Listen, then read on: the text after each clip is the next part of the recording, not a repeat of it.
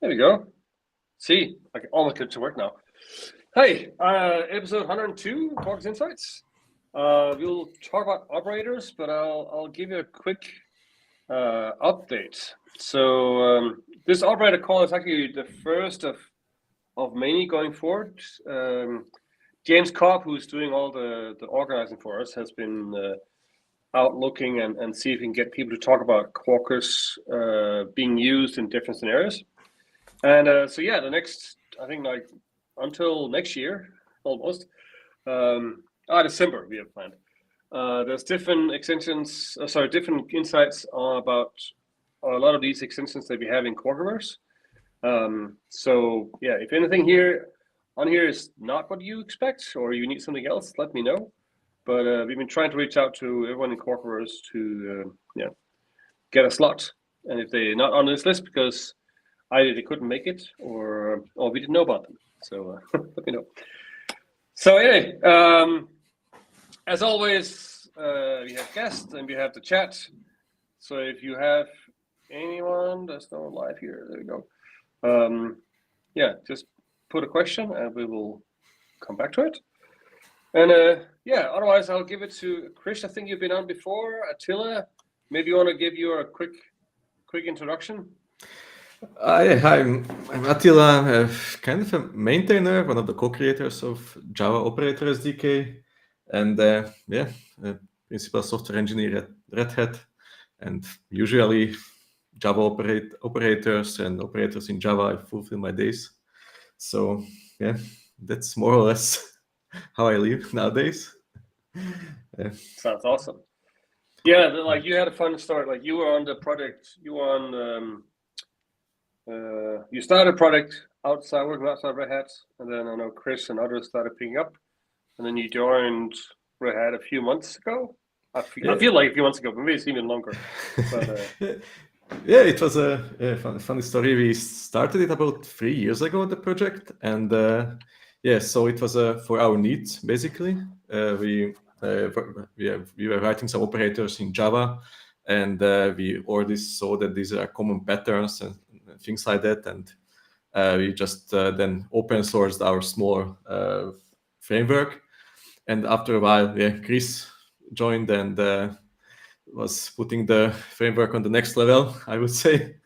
Then I joined Red Hat, and currently we are working together. And I think it's working pretty nicely, and it's really good to work on it. So. Yeah, I think it's actually maybe today or a couple of days ago that it's a 1-year anniversary for Attila at Red Hat, actually. Yeah, actually, yes. Is it 1 year? Damn. Time flies. Wait. Yeah, revealing my age here. Time flying by. Cool. Anyway, you guys wanted to kick it off? Talk about operators? I think the best would be to just introduce what is an operator. I prepared some slides so everybody is aware what we are basically talking about, the common pattern. And then I give to Chris and show it how to do it with Quarkus, if that's fine. So let me share my screen. So slideshow.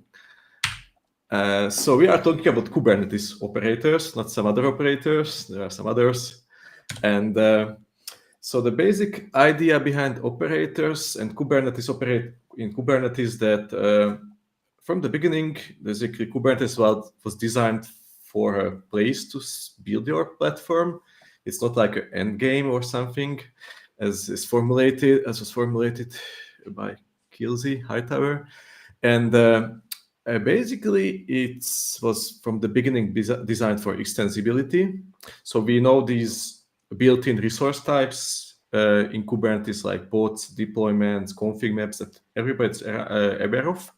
But it's relatively easy to create your own type and extend Kubernetes API. And basically, by extending, so to extend Kubernetes APIs, we have to use something called custom resources.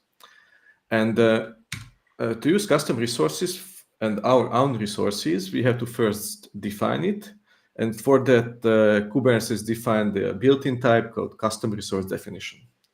And by creating or applying our instance of a custom resource definition, we tell Kubernetes, mainly the API server, that, okay, we want to have also additional types. This is one of our examples in the project, to create a custom type called web page. And we define some basic attributes like what should be its name, the API groups, and all the familiar stuff from Kubernetes. And also a schema, how a spec of a custom resource should look like, so it's validated by the API and stuff like that. And after we apply such a custom resource definition, instantly we can use instances of our custom resources. So we can use kubectl and all the facilities. The API is basically of Kubernetes extended in runtime. So from that point, we could apply a custom resource called web page, which in our template contains a static web page that is then later served. Yes. Yeah? Just so I'm on the same page here. So, yeah, what you're showing now is the syntax you use to basically communicate with this extendable API that is in Kubernetes, right? Yes. And yes, so that's a general syntax that allows you to basically put almost anything, any YAML in there, and then an operator is some piece of software that reacts to those pieces of stuff showing up. Is that correct? So yes, basically, so the operator is a pattern or that it uses, or a combination of these two things, what we mentioned, the custom resources, and then a piece of code that checks these custom resources. And what it tries to do is just reconcile the desired state defined in the custom resource. So we are saying here that we want to serve a static web page, and the operator make it happen. And basically tries to reconcile it to the actual state. So we call it a controller, that piece of code. So in real world, what happens is that we extend Kubernetes API with custom resources. The controller is watching for the changes and checking these custom resource instances, the web pages in our case, and tries to reconcile its state. So it's basically receives events through a WebSocket with the actual resource that this is the target state we want to have. And then the operator implements the logic around this and all the related patterns and makes it happen. So at the end, it's just a pod. The operator or the controller is basically just a pod running in Kubernetes that communicates it the API of Kubernetes API server and implements this logic. So it's some things are not maybe mentioned, that it's not just only Kubernetes resources that we are talking about when we are in the reconciliation logic. We can also manage external resources like creating S3 buckets if there is if you wish to. So it's really a very generic pattern, and it's very common to not just manage resources on Kubernetes, but other resources outside the Kubernetes scope on the clusters. Yeah, and basically that's it in a nutshell. And Java Operator SDK just helps you to make it very easy, without hassle, to get it done. And for that, we have various components and all the related stuff, I guess we will talk about later. Yeah. Yeah, just wanted to add maybe a couple of things. Like maybe for Java developers, one thing that can be useful, at least the way to think about operators and custom resources, custom resource definition, etc. It's almost, I mean, it's not exactly the same, but you could think of the Kubernetes API as maybe the JVM, the Java virtual machine. So you have the runtime that provides an API, which for Java would be the and the custom resource definition would be similar to writing a class. And then you have instances of those classes that are your custom resources. And you can think about it a little bit that way. It's not a strict analogy, obviously, but it kind of works. Second thing also is that even though the operator pattern is like clearly identified as something that you can use to extend the Kubernetes platform, it's also something that is intrinsic to the Kubernetes platform itself. Like basically a pod, a pod has a couple of controllers that deal with reconciling the state that you described in your pod spec. And it does the same thing that your operators do. So the concept of operator is central to the Kubernetes platform. It's basically the same way the Kubernetes platform itself works internally, because you have a bunch of controllers that deal with the native resources, the pods, the deployment, the secrets, etc. And when you write an operator, it's exactly the same thing, except that your operator is not deployed in the control plane itself. It's in kind of the user space of the Kubernetes API. But that's basically the only difference. So yeah, that's really, it's not mystical. It's really how Kubernetes works intrinsically. So it's just really extending the platform. Yeah, and even it's not in like it's really just other binary for Kubernetes to have it, or built-in operators are basically, or controllers are just really working the same way, communicating the same way with the API as you do with your own custom operator. It just they just don't run as a pod, I remember. And basically, yes, as you said with the class analogy, so the custom resources are basically just other abstractions that we provide and abstract away some kind of a domain when you are creating a custom resource and a custom resource definition, and make it the users of the platform to operate easier some services on the platform. So it's really, we can really, sometimes it's necessary to think as more like a platform engineer or SRE, and basically our goal is here to extend the platform itself with capabilities by custom resources and on operators. Yeah, but you can also think about, you could ask yourself, why write an operator, right? And that's a valid question. And generally speaking, it's, I would say, a good use case for operators is to deal with a stateful application that you need, that might be tricky to deploy, because there's a thin line between deploying a bunch of resources that are supposed to be deployed as a batch or as a single entity. And usually that could be done with things like ERMs or M charts or things like that. But an operator makes more sense when you basically have to react to the state of maybe external resources to the cluster, like a DB cluster or something like that you need to provision, and something that needs to be kind of reactive, because the operator is really about reacting to what happens in the cluster. And yeah, as Attila was saying, to reconcile the data that you described in your custom resource. So that really describe what you want. Following with the declarative model that Kubernetes follows, describe to the cluster, okay, this is what I want, and you let the cluster handle it. You don't tell it how to do it. You just tell, okay, that's the end state that I want, and do whatever you need to do and do it.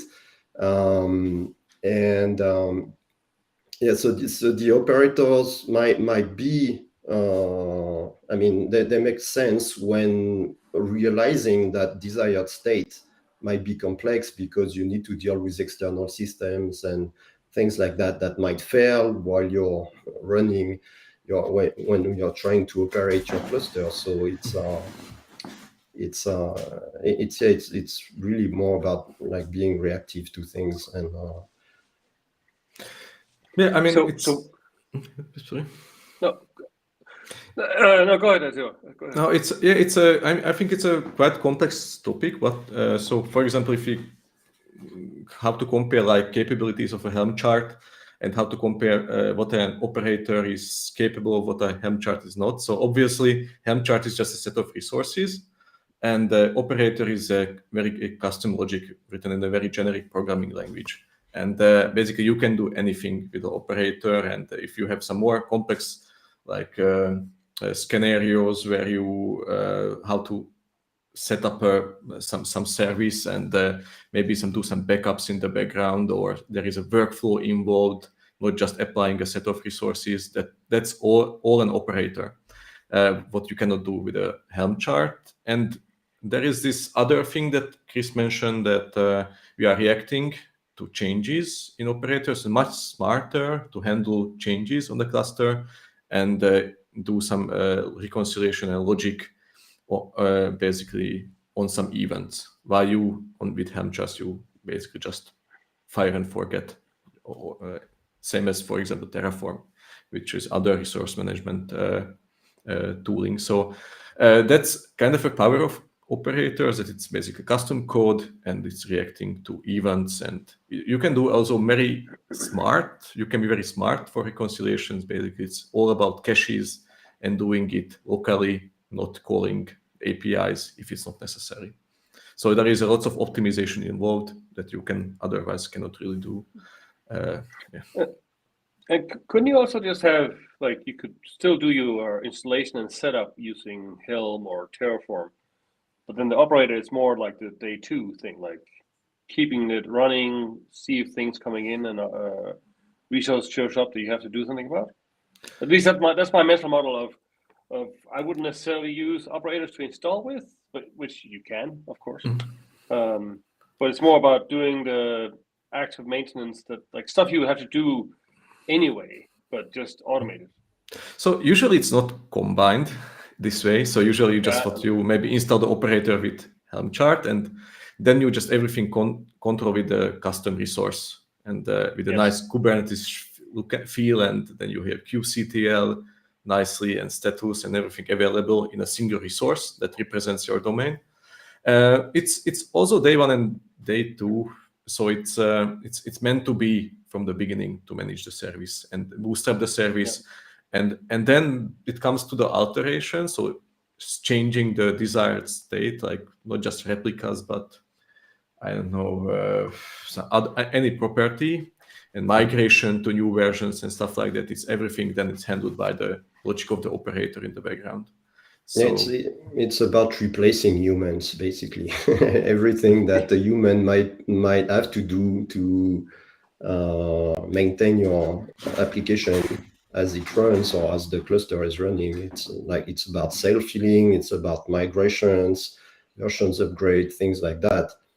And the second aspect also is the domain specific language as well. Like the CRD or the custom resource allows non-technical users to deploy application and maintain them, because that operational knowledge is encapsulated in the operator logic.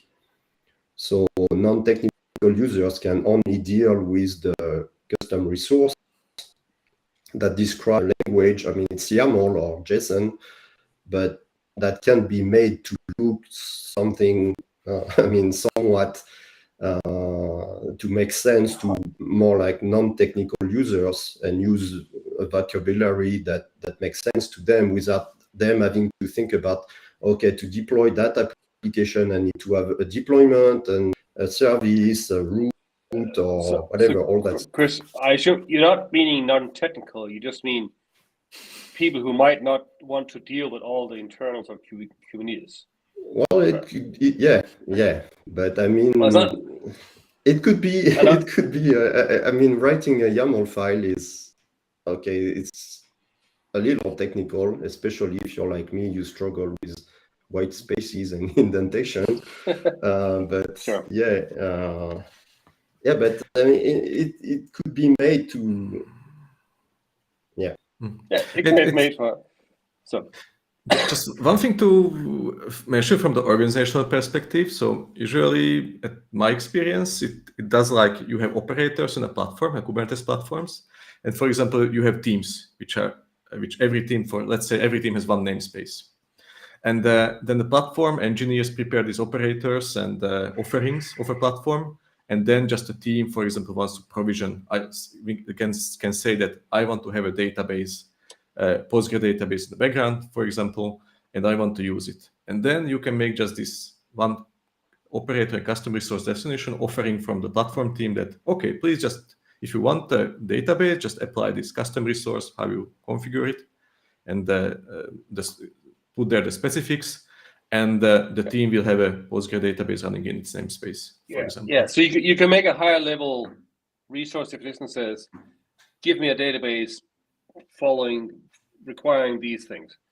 And then the operator can then go and, okay, you need that database. That's actually an Amazon Postgres wired into this cluster with these settings, or it's a Postgres deployed locally, or whatever it is. And that's there. So, I mean, I think the object-oriented pattern, I mean, the analogy to object-oriented programming holds there as well, because the custom resources encapsulate that behavior. So you just describe the state, and then you apply it, and then your operator has the behavior, and you don't need to deal with it. But Okay, so why not use the Go operator or the Go SDK, which has been there forever? A little question, I know. But... No, it's a very standard question. I think so. What we see from the users, and there are quite a lot now, that typically the big Java companies which are building on Java and want to also run their services and which are built in Java. The developers don't want to introduce an additional language to the project, or don't want to learn maybe Go, and then it's basically just they can write it in Java with the same level of, I don't know, maturity nowadays, I would say. I wish I could. But basically, yes, so functionally wise, Java Operator SDK offers very similar experience. Even there are some features that Go side doesn't have. So it's as easy to write, I think, operator nowadays in Java as it is in Go. And so if you're familiar with Java language, in Java. I'm biased, obviously. But yeah, it's kind of the DevOps philosophy where you write the application, you're supposed to maintain it in production as well. So if your application is in Java, supposedly the same folks are supposed to maintain it.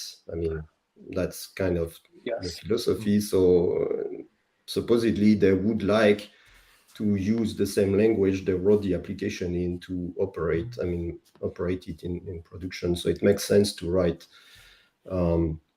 operators in Java. Plus, with the advent of Quarkus,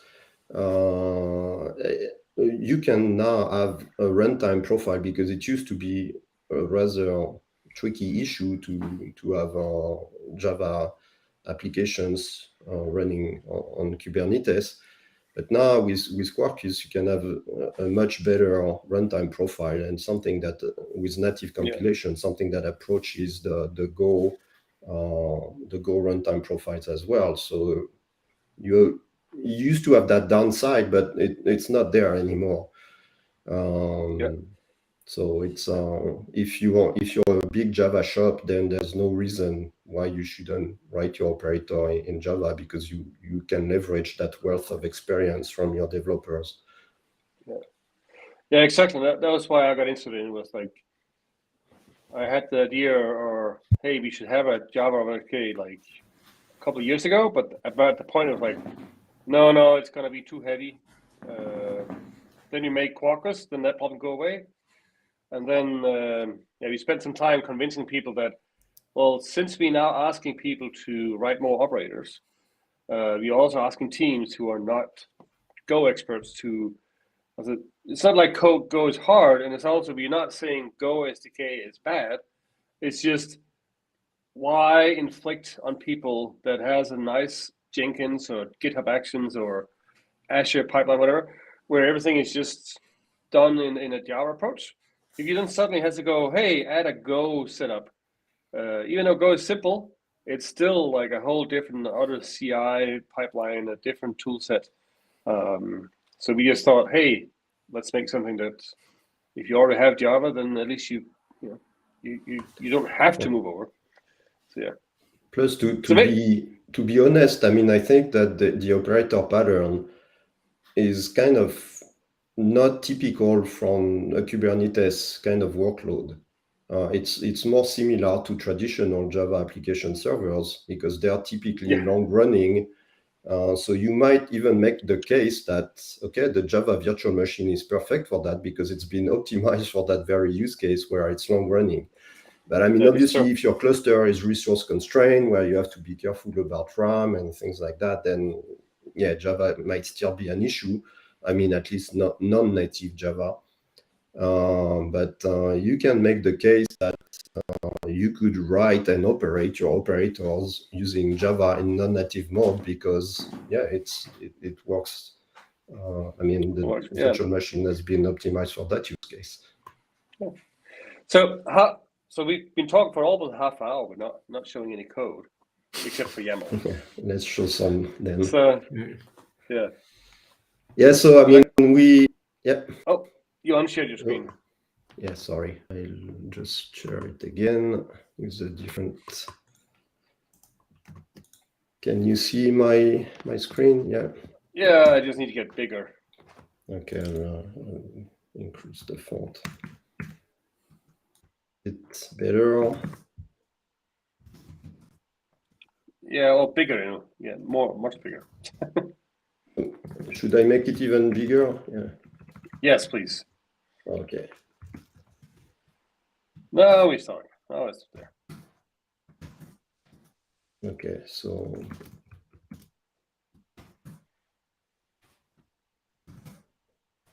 So I mean, yeah, we've been talking about operators, right? And part of the thing with the Java operator SDK is the experience, the developer experience that we want people to have writing operators. So we want to have a nice API. That's something. And so one of the goals of the Java operator SDK is to make it, I mean, to be better, I mean, as good or better than the Go operator SDK, but mostly so that it has, I mean, an API that's familiar or that uses the idioms, the Java idioms, so that it's not a straight port of the Go operator SDK. It's about also using the Java idioms. However, we do integrate with the operator SDK ecosystem, and that can be seen actually by the way we can bootstrap an operator. And yeah, for the rest of this presentation, we'll be talking about the Quarkus extension for the Java operator SDK, because the Java operator SDK provides a nice way to write operators in Java, but the Quarkus extension adds even more niceties on top of that. So let's bootstrap an operator. So we use the operator SDK CLI, and the way we do that is that we use the init command. We specify that we use the Quarkus plugin for the operator SDK, because you can have several different plugins to bootstrap operators. We specify a domain name which will be mapped to our group. I mean, if you're familiar with Kubernetes API, they need to have a group and a version. So that's how we do things, and we specify a name. And so that's bootstrapped. If we look at what's there, it's a typical Java Maven project. And as you can see here, it tells us, okay, you need to run create API, because we haven't done that yet. So let's go into presentation mode here. And actually, that's not the window I want to use.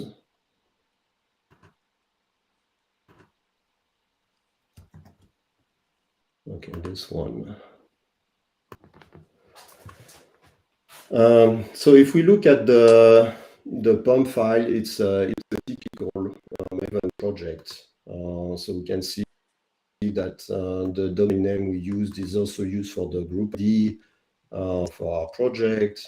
The project name is used as the artifact ID, and it uses the Quarkus extensions version 0.1, which gets imported via a BOM, bill of materials, and that basically sets your dependencies quite nicely. If we look at the code, there's actually no code at all right now. If I look at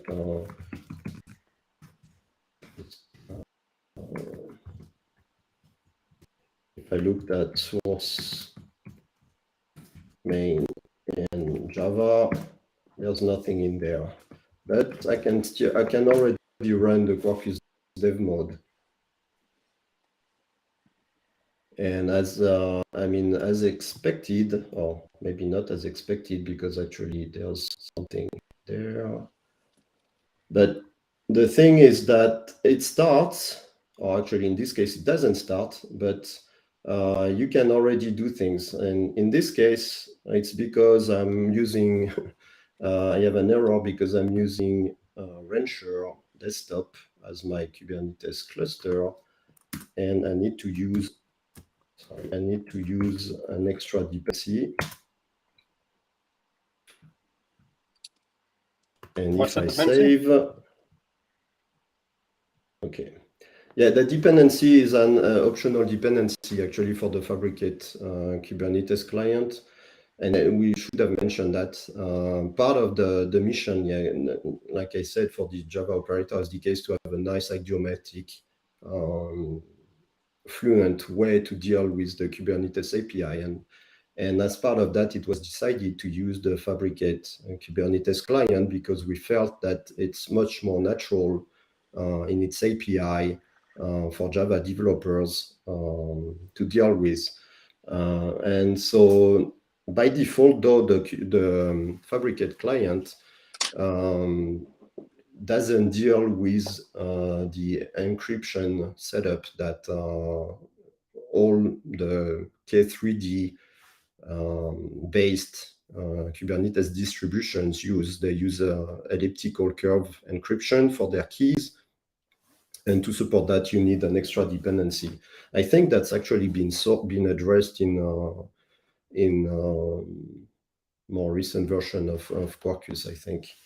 I'm not sure yet, but you can already see the nice things there is that I just added my dependency. It wasn't working. I didn't do anything in the Quarkus mode and just added the dependency, saved my POM file, and it works.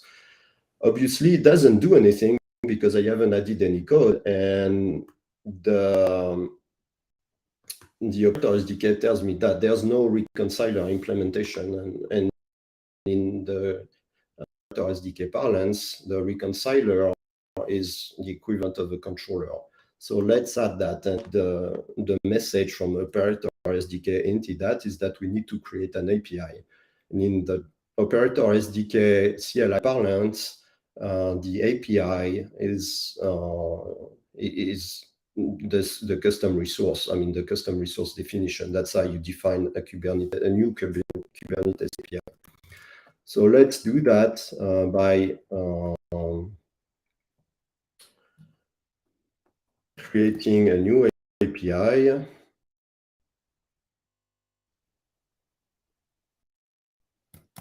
By using it API command, and I pass it a kind, which in this case will be exposed app, and a version. That's required. The group to define an API, it needs to have a name that's unique within the cluster, and that name is a combination of three things. There's the kind,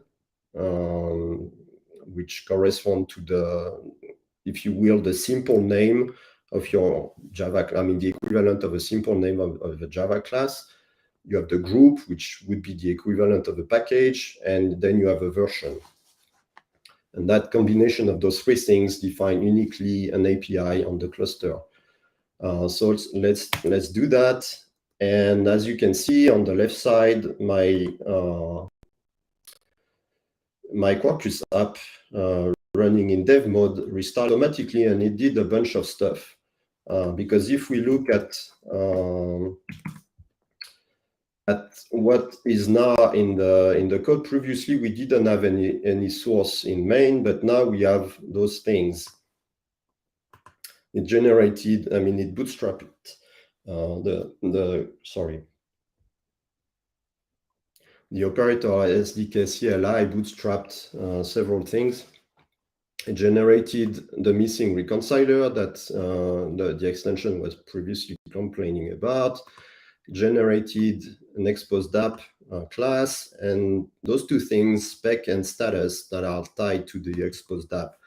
So let's look at the exposed app reconciler, because that's the entry point to our operator. As you can see, it's fairly simple right now. We don't have, obviously there's no code because the CLI cannot guess what we want it to do, but to write an operator using the Java operator SDK with the Quarkus extension, that's the only thing you need to do. Well, the first thing that you need to do is to have a class that implements the reconciler interface. And minimally, you need to implement the reconcile methods from that interface. And as you can see, this class is parameterized by the exposed app, which matches the kind that we provided. And that class is very simple. It has the version and the group that we provided to the command line. And those two things are required, like we mentioned previously, to identify your custom resource. And it extends the Fabricate client custom resource class. And typically for pretty much all operators written in Java, that your custom resource will be as simple as that, because all the state is really in those two classes, the spec and the status class. Usually your custom resource implementation or extension will be as simple as that. The only thing that is good to mention, though, is this aspect that implements namespace. That means that this custom resource will be scoped to a namespace. You can have two types of custom resources. They will be either cluster scoped, which means that they apply to the whole cluster, or they take action to a given name. But so just yeah. So that version here in group is common like community resource API, the data from there. Does this mean for multiple versions? Communities can only run one? You were breaking up. I didn't. I think the question was if we can have multiple versions. Yeah, you can have multiple versions. Yeah, you have to be careful about what you do. It's a little complicated, but yeah, you can have several versions of. And actually, that's what happens in Kubernetes with Kubernetes resources, right? They have the APIs that migrate from beta to stable to whatever, like for example, services, or pretty much all their APIs, I think, started as beta and then got promoted to stable. So you have to be somewhat careful. It's not trivial to support multiple resources, but you can do it. Yeah. Cool. And yeah, you might wonder, why do you need those spec and status classes? Well, it's to keep in line with the best practices that Kubernetes I mean, basically, it doesn't force you to do that, but it's a best practice to separate the desired state description, which is encapsulated in the spec attribute of your custom resource, and opposed to that is the status, which describes the actual state. So you have that kind of dichotomy between the desired state and the actual state, which is what the whole reconciler or controller operator pattern is all about. You have the desired state that you want to reach, and opposed to that is the actual state. So if you were to sum things up, the spec is under the user's control. An operator should, I mean, they are obviously, like for every rule, there are exceptions to it, but typically an operator should not touch the spec part of your custom resources. And on the other hand, same thing, the users, so the spec is under the user control and the status is under the control of the controller associated with your custom resource. Users should not touch the status part of the custom resource. So those two classes right now, they are empty, as you might expect. And if you remember, well, let's look back at what actually was done. Maybe I should expand that a little bit more so that we can see a little better. So our application restarted because it detected that there were some new classes. As you can see, it went pretty fast. I mean, it stopped in 0.8, 8 milliseconds, and I don't know how long it took to restart, but yeah, less than a second. So that's pretty fast. And it did a bunch of stuff there. If we look at the, can you see okay? Maybe I should even It's a bit like make it even It's smaller. a bit blurry, but I think, at least for me. But yeah. Maybe I should highlight things. So when you create a reconciler implementation, actually Java operator SDK by itself without the Quarkus extension, there are some additional things we'll have to do. Like the reconciler, your reconciler implementation will actually need to be annotated with the controller configuration annotation. And you will have to write a main class as an entry point, obviously, like a typical Java application. In the case of the Quarkus extension, the only thing you need to do is to create your reconciler implementation. If you don't have a main class, it will generate one for you, as it does in this case. And it will look at basically introspect your reconciler to figure out what needs to be done. So in this case, it detected that your custom resource is called expos.dap, and so it registered it for reflection, and that's useful for native compilation if you ever want to use your operator in a native binary. And then it says that, okay, it processed the expos.dap reconciler with the name, and it's registered for the basically our custom resource that we define. So it's the kind plural with the group and with the version that we specified. So let's keep all that stuff because that's not quite relevant for what we want to show here. And the interesting thing is that it generated a custom resource definition automatically based on your Java code. So if you ever written a custom resource definition by hand, you'll be pretty happy about it, that it got generated directly from your Java code, because it's not trivial to do it. And more, so it told you, okay, it generated v1 because we were saying supporting multiple versions of an API, and that's the case actually in more recent version of Kubernetes. I think the v1 beta 1 version of the CRD spec of the CRD API as on in 125, I think. Maybe it's still there. I don't know for sure.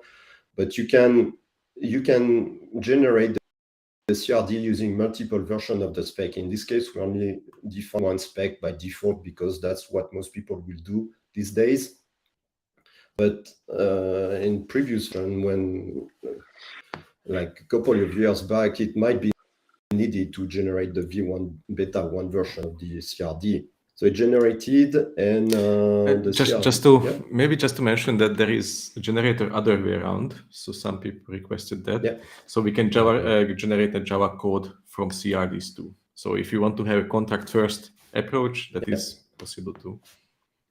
Yeah, definitely. Yeah. So that's the use case of any company that has already some Go operators, and then you need to interact with them, and therefore use. If you have if you want to interact with third-party operators, you already have custom resource definitions on your cluster, and you want to be able in your Java operator to deal with them, then you might want to go from it first. Let's we have maybe So you have both that. You can be now writing this app. You can either change or set up another service that is reading from a spec file, and then they will update in this Quarkus dev mode. Or you are breaking up quite a bit, so I'm not sure exactly. Can you hear me now? Yeah. Better? I was just saying, so you can generate from a. All right, you can continue. Okay, sorry. So if we look at the CRD right now, it's very simple. But I mean, even though our objects are empty, you can see that even an empty CRD is already fairly involved. So getting it generated is nice. But even more, even better is that it will be kept in sync with your code. So if I add a field, I call image ref, for example, and I add a getter for it, and I save, and I should get my Does this sound better? The extension, Yes, I was just asking. Now you're generating based on the class, and you're picking up those chains automatically with Quarkus. Does that work for the spec approach too? That when you change the spec, it will read the Java side, or does it require a restart? To be honest, I'm not sure because I haven't really played with the contract first approach. Okay.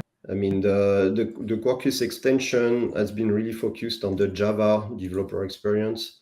So it's with the approach that it focuses on the Java developer experience. So you write your Java code and basically you don't need to deal with YAML, you don't need to apply things to the cluster and things like that. But it definitely should be something we should explore. Yeah. Great. Sorry. Yeah, go ahead. I just said great. It's awesome. Okay. So I added a field to my custom resource, and to Java class, and as you can see, the schema for it has changed. And the other thing, like I was just saying, is that for one thing, if I was writing an operator in Go, all that stuff wouldn't be available. You would need to stop your operator, rerun it, and then apply your CRD to your cluster, which I've been prone to forget about it. So I added a functionality in the Java extension which is during dev mode, you can tell it to automatically apply your generated CRD to the cluster, so that it's really all about the Java developer. It doesn't, you can write your Java code, focus on it, and you don't need to stop to say, okay, oh, I need to regenerate my CRD, I need to reapply it to the cluster, and it gets done automatically as your application is running. Cluster, but yes, sounds good.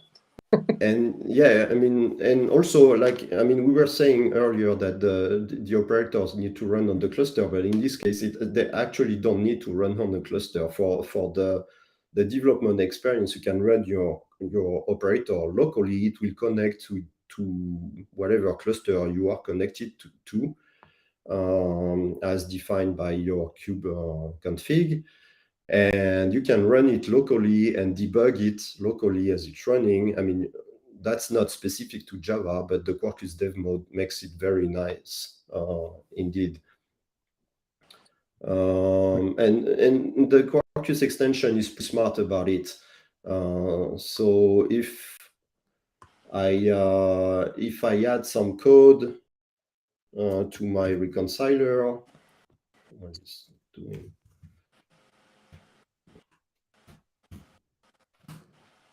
And I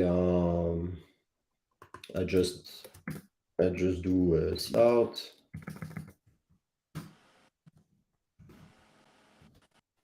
and I save and restart my operator, and it does. But if we look at what actually happened, it should tell me somewhere. I think you didn't apply the custom resource yet.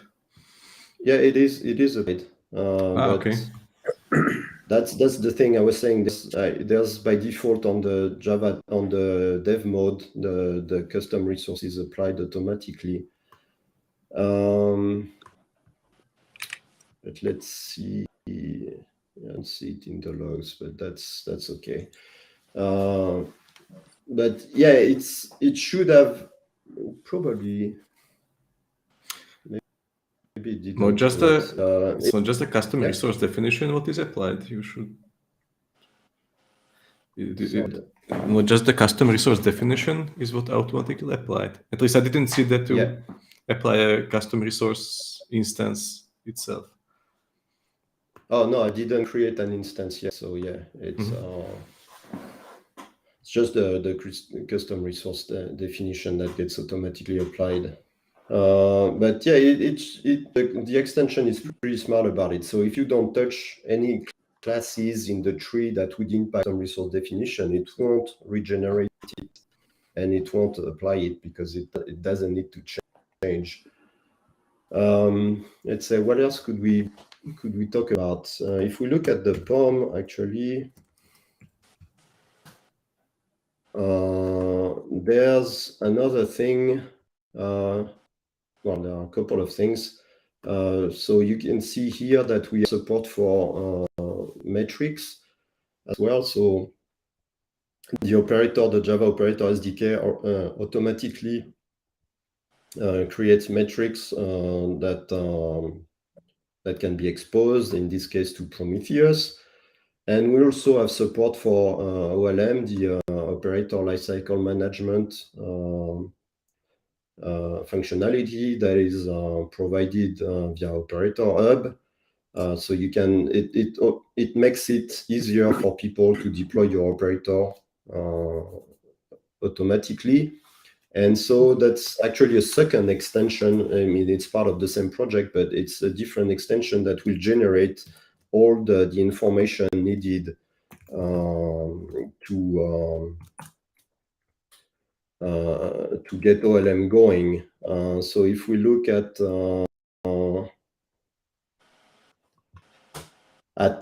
what gets generated, it gets generated in a bundle directory with the name of your operator. So if you have several reconcilers, they actually are split, and it generates the Docker file that OLM expects along with the manifest. It's copied the CRD. It also creates the CSV, the cluster service versions file, along with the annotations that you might need to expose your operator via OLM. So that's that. And yeah, I don't know if people have questions at this point. I think we're running out of time. But that's a brief introduction to this extension. Yeah. So, well, let me summarize here. So this is all. They can go both from Java code or from descriptors. So you can hold Java environment or in a mixed environment where you have some Go or other operators. And the nice thing is that you have access to the full, Communities API using the Fabricate. And yeah, you can just sit there and code around. You don't have to wait for all the restarts or recompile. Yeah. Do you have any example of the operators SDK being used? Or maybe they... That we can talk about? Yeah. Yeah, I mean, there are several users. I mean, one of them is Red Hat. The Kafka managed services that Red Hat provides is implemented in part by using the Java operator SDK. I think the keycloak operator is one of a bigger one, and there is the Apache Flink operator, which is there are multiple Flink operators on the market, but the Java one is the market lead, so it's fairly the most used. That's one of the big samples that I've used in production, and it's very feature complete. And yeah, there is lots of others. We just don't always in contact or aware of how people are using it. Yeah, things like if we do a little snooping based on our users on the community side, we can figure out which. I mean, there are several companies looking at the SDK. We don't know what they use it for, but yeah, it's. I mean, it's an open source project, so anyone can contribute, and we got some contribution from those folks, and we really appreciate that. So it's good to see. There is a short list, I think, on our homepage now on the some sample operators used in production as links. Yeah, I guess. Cool. But then I think we got through it all from end to finish. Always. So this the operator SDK is not part of Let's Course, but it's built in Quarkiverse, which allows the operator SDK independently from Quarkus. But again, we still kind of aligned because of yeah, there's a bunch of these extensions, and this is I think we have a lot of others planned in the next couple of months and weeks. So yeah, see you next week, and yeah, thank you, Attila and Chris. Thank you very much. Thank you, folks.